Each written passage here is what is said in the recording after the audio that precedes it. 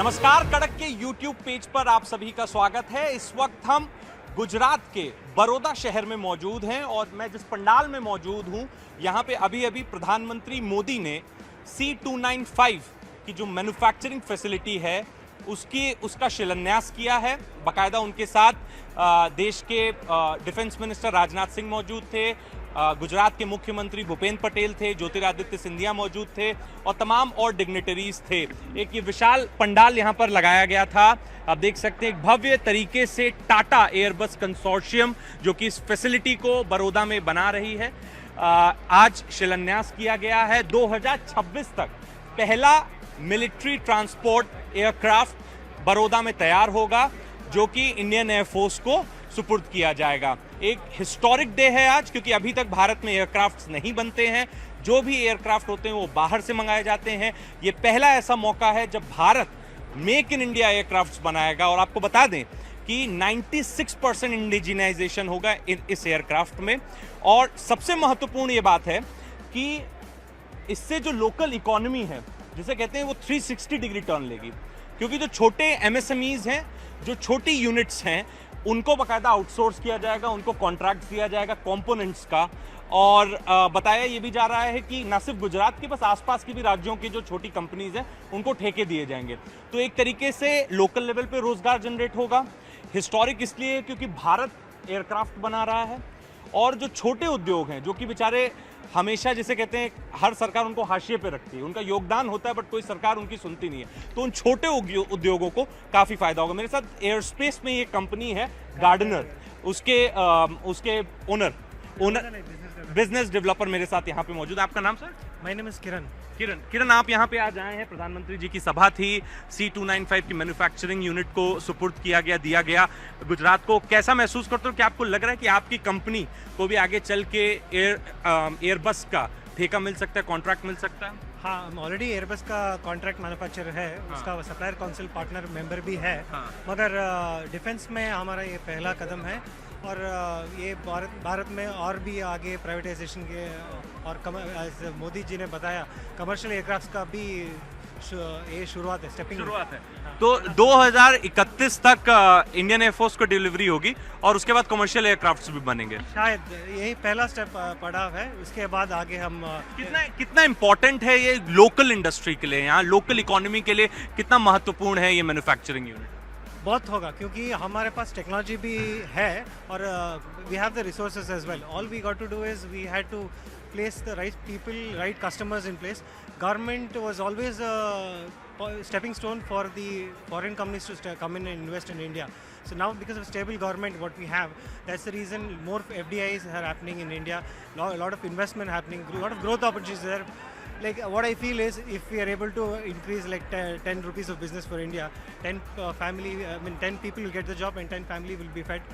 So that's हम सब लोग बड़े हुए हैं एयरबस और बोइंग पे डॉक्यूमेंट्रीज देख के, ठीक है। हमको कभी ये भरोसा भी नहीं था कि इस तरह की कोई मैन्युफैक्चरिंग यूनिट कभी इंडिया में लग सकती है या इस तरह की तकनीक इंडिया में आ सकती है। तो मेरे लिए स्वयं में एक हिस्टोरिक डे इसलिए भी है क्योंकि जैसा मैंने बताया कि हम सब सिर्फ डॉक्यूमेंट्री देखते थे छोटे में कि कैसे एयरबस बोइंग बनाता है, एयरबस प्लेन बनाता है, कैसे बोइंग जहाज बनाता है, उसके बाद हो रहा है। सर ये बताइए, मोदी जी ने एक और बहुत महत्वपूर्ण बात आज अपनी स्पीच में कही, बोले जो पुरानी सरकारें थी वो सब्सिडी दे के मैन्युफैक्चरिंग यूनिट को जिंदा रखते थे। मतलब एक होता है कि भाई आप अपने दम पे जिंदा हो, आप अच्छा काम कर रहे हो तो जिंदा हो, ग्राहक आपसे सामान खरीद रहा है, आपको पैसे दे रहा है, आपका धंधा चला। एक होता है सरकार के सब्सिडी के पे जिंदा रहना। तो मोदी जी ने बोला इस मानसिकता को खत्म करना है, तो ये उसको लेके भी एक महत्वपूर्ण स्टेप है। कैसे देखते हैं आप मोदी जी के इस बयान को? मोदी जी का जो ये बयान है वो दुनिया के लिए एक बहुत अच्छा मिसाल है, क्योंकि लोग चाहते हैं और गुजरात भी चाहता है और देश भी चाहता है कि इंडिया में कुछ डेवलपिंग हो। लोग अभी तक क्या सोचते थे कि रसिया से लेते थे हम कई मिसाइल्स और कई चीज़ें, एयरक्राफ्ट के लिए भी हम जो हमारे पास कोई इंडस्ट्री इसके लिए थी ही नहीं। ये पहला कदम है और ये कदम बहुत आगे जाएगा, बहुत आगे। हम लोग जो है अभी गुजरात सरकार के साथ कोलैबोरेशन किए, हमने एयर एम्बुलेंस शुरू किया है तो एयर एम्बुलेंस का प्रोजेक्ट अगर हमारा अच्छा चल रहा है, उसमें भी रिस्पांस बहुत कम मिल रहा है, लेकिन जो हम स्टार्टअप है हमारा, तो हमको उसका अभी सपोर्ट मिल आप रहा है। शायद एरोस्पेस और ड्रोन की इंडस्ट्री है। या ड्रोन, और हम Industry से अभी आप। जो एयर एम्बुलेंस चला रहे हैं गुजरात से, अच्छा। गुजरात में ही जगह से हम एयर एम्बुलेंस चला रहे आप हैं। उस बिजनेस में Yes. तो एरोस्पेस इंडस्ट्री का ही एक ना Yes, एक तरीके yes, से पार्ट yes, है। तो yes. आप लोग तो बहुत ही एक्साइटेड होंगे Yeah. क्योंकि एक अपने आप में, जैसे मैंने बोला ना कि एयरबस Yeah. और बोइंग को एसोसिएट होना, मतलब यूरोप के बाहर पहली बार एयरबस जहाज बनाएगा। सर, आप मझगांव डॉक से हैं, आप अपने आप में ही आप लोगों ने मिसाल शिप बिल्डिंग में कायम की है, ठीक है। हम लोग काफ़ी सालों से, मैं आऊँगा आपके पास सर, हम लोगों ने काफ़ी सालों से मझगांव डॉक में जो भी शिप बिल्डिंग होती है उसको हम लोग देखते आ रहे हैं। आप समंदर के राजा एक तरीके से आएंगे, जो अरेबियन सी और इंडियन ओशियन का है। अब इंडिया स्पेस में भी किंग बनने को, एरोस्पेस की इंडस्ट्री में भी किंग बनने को तैयार है। कैसे देखते हैं इस स्टेप को, इस एक महत्वपूर्ण दिन को आप कैसे देखते हैं? जैसा कि आप जानते हैं कि ये project cost more than 22,000 crore का है और ये लेबर ओरिएंटेड जॉब है, तो छोटे छोटे एमएसएमई को आगे आने का एक अपॉर्चुनिटी है। नए युवा लोग नई इंडस्ट्री स्टार्ट कर सकते हैं और not only that we will give service, we can explore to invent new things here. और एक रिसर्च एंड डेवलपमेंट भी ऑफ कोर्स, बिकॉज अगर हम सामान देखते हैं तब हम उसको बना सकते हैं। जो सज्जन एयरबस की तरफ से आए थे, मंच पे बैठे, तो उन्होंने एक बात बड़ी महत्वपूर्ण कही, वो दर्शकों को भी बता दे कि उन्होंने बोला मेक इन इंडिया भी होगा, सप्लाई इन इंडिया भी होगा और इनोवेट इन इंडिया भी होगा। तो वो खुद भी तैयार हैं ये इंडिया को एक हब बनाने के लिए। आप जब कोई इक्विपमेंट देखते हो तो आपको एक जिज्ञासा होता है कि आप ये बनाओगे, और जब आप स्टार्ट करोगे, क्योंकि एक कहावत है कि जब ये स्टार्ट करते हो तो 50% काम वहीं स्टार्ट हो जाता है, ख़त्म हो जाता है। नेक्स्ट 50% के लिए आपका एफर्ट होता है। और आज के समय में जो हमारे एजुकेशन लेवल है, we can beat everything. We are ready for everything. या we are ready for everything. Modi ji ने तो टारगेट सेट कर दिया कि भाई आने वाले सालों में 2000 से ज्यादा एयरक्राफ्ट की डिमांड सिर्फ इंडियन एविएशन इंडस्ट्री को पड़े, मतलब बहुत बड़ा ये आंकड़ा है। 10 सालों में मुझे लगता है तकरीबन 1100 से 1200 एयरक्राफ्ट की खरीद हुई है भारत में। अब 2000 का नया टारगेट सेट हुआ है 10 से 12 साल में। इस क्या यही एक कारण है कि यूरोप की एक कंपनी जो कि विश्व जगत पे, जिसे कहते हैं, जिसका कब्जा है एरोस्पेस के बिजनेस में, वो यूरोप छोड़ के, एशिया छोड़ के, एशिया पैसिफिक छोड़ के इंडिया को उसने चुना निवेश? क्या आपको लगता है यही है, क्योंकि उनको भी दिख रहा है कि भाई कमर्शियल स्पेस में बहुत यहाँ पे स्कोप है? इंडस्ट्री चलाने के लिए चाहिए एक तो मार्केट, दूसरा इंफ्रास्ट्रक्चर और थर्ड है रिसोर्स। भारत में ये सभी चीज़ मौजूद है। जैसा मोदी जी ने बताया, India is the third largest air traffic India में है, हाँ है। और आने वाले समय में वो सेकंड नंबर पे पहुंचने वाला है। जिस हिसाब से करंट गवर्नमेंट इंफ्रास्ट्रक्चर पे जोर दे रही है, तो इंडस्ट्रीज़ को एक अच्छा रेडीमेड इंफ्रास्ट्रक्चर मिलेगा।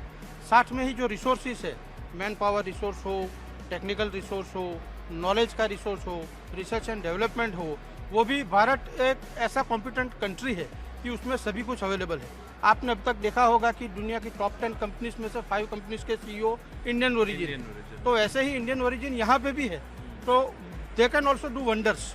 तो गवर्नमेंट, जैसे मोदी जी ने बताया कि बाकी गवर्नमेंट सब्सिडी देकर छूट जाएगी, इन्होंने इंफ्रास्ट्रक्चर और रिसोर्स, पूरी इंडस्ट्री सब्सिडी पे चली है। रिसोर्स और इंफ्रास्ट्रक्चर को स्ट्रेंथन किया ताकि इंडस्ट्रीज अपने आप सर्वाइव हो सके, आगे डेवलप हो सके। अच्छा, आज से कुछ साल पहले एक परसेप्शन था, वो दर्शकों से भी मैं शेयर करना चाहूंगा, कि aviation industry is full of glamour but full of losses also. The industry is bleeding, none of the airline companies are making profits, they are working on a break even format, ठीक है, कि भाई कुछ मुनाफा होता है तो उससे ज़्यादा पैसा लग जाता है। क्या ये परसेप्शन भी अब कहीं ना कहीं भाई साहब बदल रहा है? मैंने जब एयर एम्बुलेंस शुरू किया गुजरात में, गुजरात सरकार के सपोर्ट से, तो हमने 2019 कोरोना आ गया, 2021 तक इसमें करीब 12 से 15 करोड़ का नुकसान किया। बाद में सोचा कंपनी बंद कर देते हैं।